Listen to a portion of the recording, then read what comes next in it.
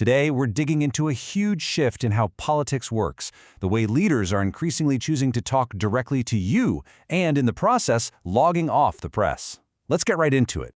Think about this for a second. It's a really basic question of accountability, right? In a democracy, we count on the press to be our stand-in, to ask the tough questions we'd ask if we were in the room. So how does the leader of the world's largest democracy answer to its people? The answer is that number you see on the screen. 0. In over a decade as Prime Minister, Narendra Modi hasn't held a single, regular, open press conference in India. You know, the kind where journalists can actually ask unscripted questions.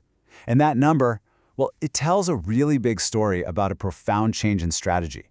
So, let's break down what this shift is all about. Because it's not simply about avoiding a few journalists. It's about completely rewiring how a leader communicates with hundreds of millions of people. Just look at the difference here. The previous Prime Minister, Manmohan Singh, he followed the old tradition of open press conferences. In just one of them, he took more than 60 unscripted questions from over 100 journalists. Under the current administration, that tradition is gone. The contrast is pretty stark.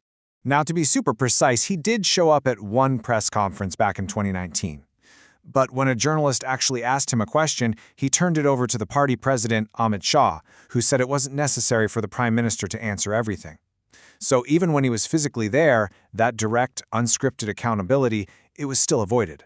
But here's the thing. Just because he's absent from the press podium, it doesn't mean he's silent. Far from it.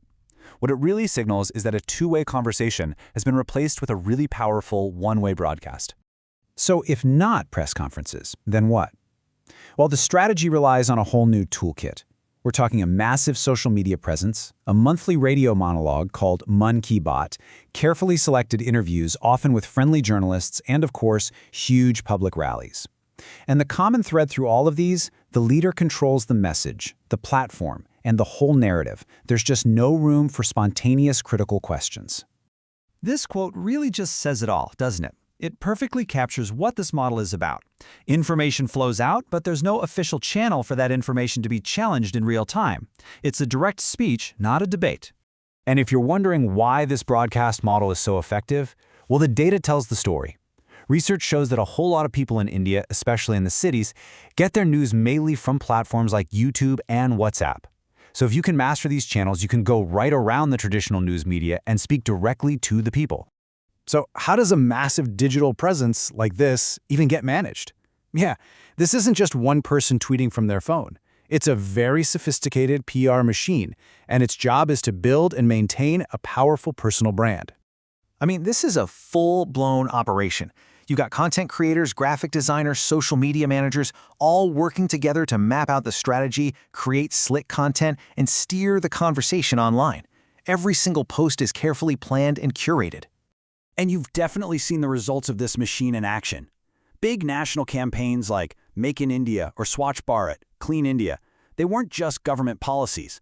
They were treated like brands, pushed online with slick graphics and videos to build up public support and create this sense of a national mission.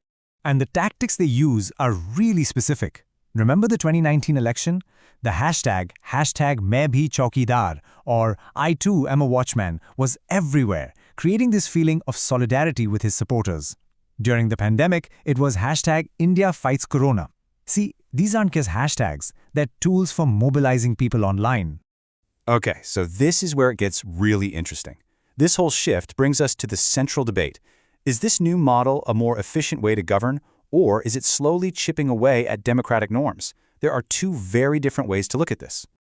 On one side, you have supporters who argue this is all about efficiency. It's about creating a direct line to the people, getting around what they see as a biased media to send an unfiltered message.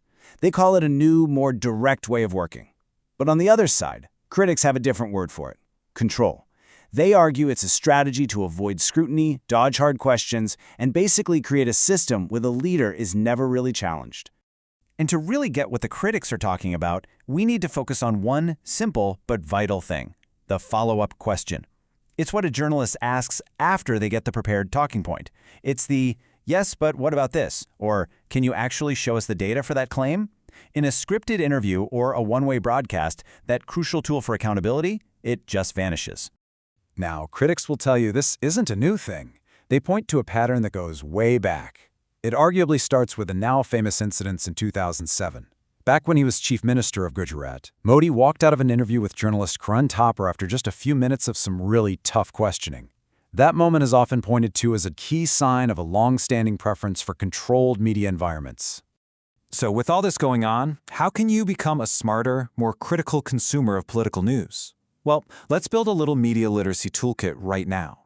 Here are 4 simple things to watch for. First, look at the questions themselves. Do they feel like softballs? Do they miss obvious follow-ups? Second, check out the body language. Does it look like they're reading from something off camera? Third, really listen to the answers. Are they specific or just vague talking points that dodge the question?